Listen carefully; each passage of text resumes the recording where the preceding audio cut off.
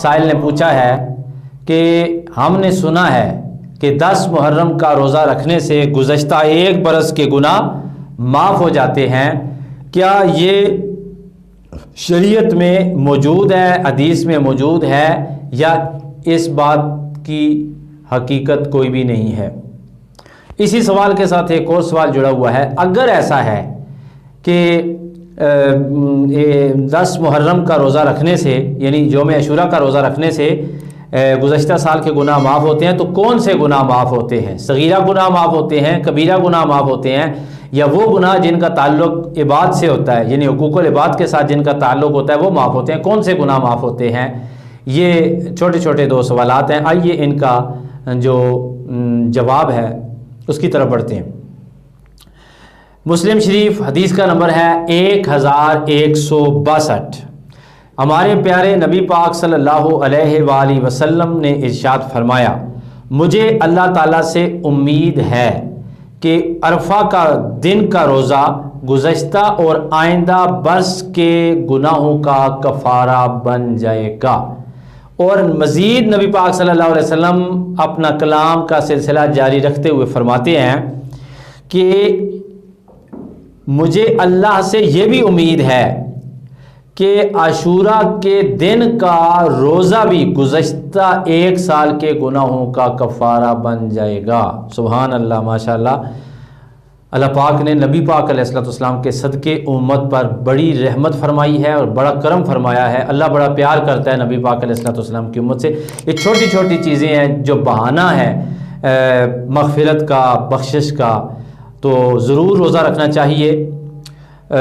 اس سے فائدہ ہوتا ہے، گناہ معاف ہوتے ہیں، اللہ کا قرب نصیب ہوتا ہے۔ آئیے سوال کے دوسرے حصے کی طرف بڑھتے ہیں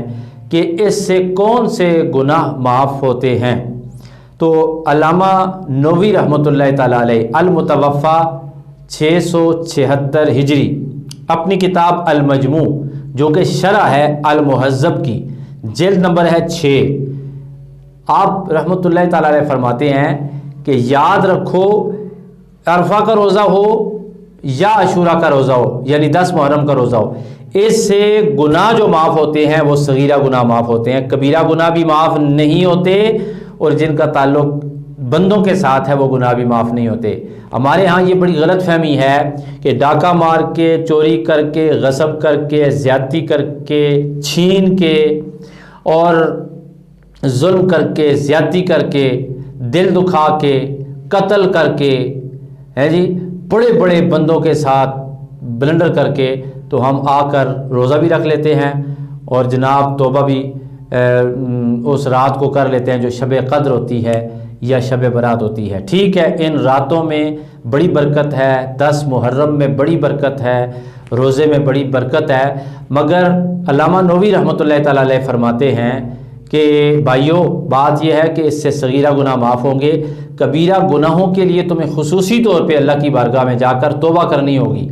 گڑ گڑانا ہوگا، آنسو بہانے ہوں گے، آنسو بہانے کی کوشش کرنی ہوگی، رونے والا منہ بنانا ہوگا، اندر دل کے ساتھ سچی پکی توبہ کرنی ہوگی، اور حقوق العباد کے معاملے میں اگر کسی بندے کا آپ نے نقصان کیا ہے، کسی کے ساتھ زیادتی کی ہے، کسی کا دل دکھایا ہے یا کسی کا حق مارا ہے، 2 بندوں کے درمیان ناچاکی کرائی ہے، تو پھر کیا کرنا پڑے گا؟ ان بندوں سے معافی مانگنی پڑے گی، پھر آپ کے گناہ معاف ہوں گے۔ تو اس سوال کے اس حصے کا جواب بھی آپ کی خدمت میں پیش کر دیا کہ اس سے چھوٹے چھوٹے گناہ معاف ہوتے ہیں، بڑے گناہ معاف نہیں ہوتے۔ واللہ اعلم۔